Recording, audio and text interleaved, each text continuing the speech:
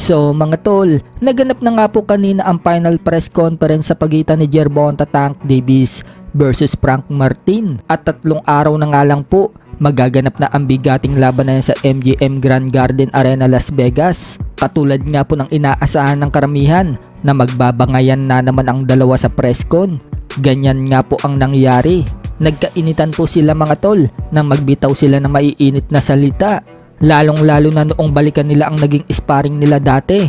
Mariin kasing sinabi ni Frank Martin mga tol na tinamaan daw niya ng solidong kaliwa itong si Tank Davis sa sparring at nasaktan daw itong si Tank Davis. Agad namang dumepensa si Tank Davis mga tol at pinasinungalingan ng mga sinabi ni Martin.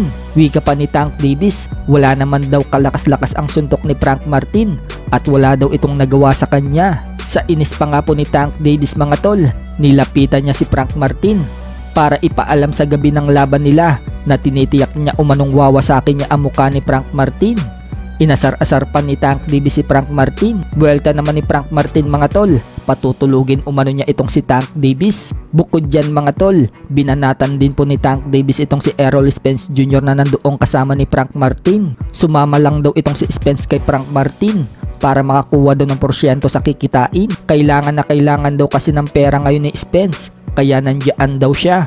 Sa face-off nila mga tol, hindi pa rin sila lumubay sa pagpapalitan ng mga salita at sinubukan nga pong gulatin ni Tank Davis itong si Frank Martin. Inambahan niya ito ng suntok at mabilis nag-react si Frank Martin. Kaya noong ma-interview si Tank Davis ng mga media at vloggers pagkatapos ng press con, sinabi ni Tank Davis na nakikita umano niyang natatakot daw itong si Frank Martin sa kanya. Nagtatapang-tapangan lang daw itong si Frank Martin, pero sa kabila daw niyan, takot na takot daw ito sa kanya. Banta pa ni Tank Davis, pababagsakin din umano niya si Frank Martin sa 8 or 9 round sa isang body shot. Bukod dyan mga tol, sinabi din ni Tank Davis na gusto daw niya umano maging undisputed sa 135 pounds.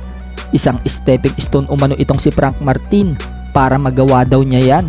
Samantala, bagamat hindi kasama sa press con si Mark Magsayo at makakalaban niyang si Eduardo Ramirez, pinasilip naman ni Magsayo ang magiging attire niya sa entrance ng laban nila sa linggo. Kagaya nga ng dati mga tol, Naruto attire pa din ang susuotin ni Magsayo.